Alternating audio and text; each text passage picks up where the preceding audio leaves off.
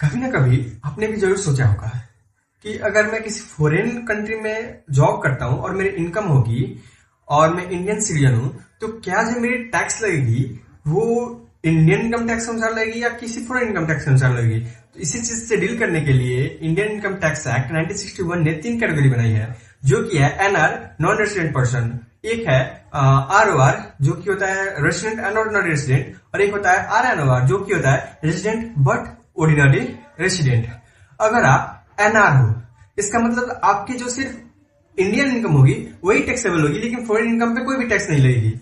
लेकिन अगर इसी के साथ अगर आप ऑर्डिनरी रेसिडेंट हो तो आपकी इंडियन इनकम और फॉरेन इनकम दोनों पे इंडियन इनकम टैक्स के अनुसार ही टैक्स लगेगी। लेकिन अगर आप resident but not ordinary resident हो तो इसके अनुसार से आपकी जो इंडियन इनकम होगी उस पर टैक्स लगेगी। और फॉरेन इनकम, सिर्फ 2 टाइप की फॉरेन इनकम ऐसी है जिसपे इंडियन इनकम टैक्स के अनुसार से टैक्स लगेगी। एक ऐसे बिजनेस इनकम जिसका मैनेजमेंट इंडिया में है, और एक ऐसे प्रोफेशनल इनकम जिसका सेटअप इंडिया में है। सिर्फ यही 2 टाइप की जो हमारी फॉरेन इनकम है उस पर टैक्स लगेगी।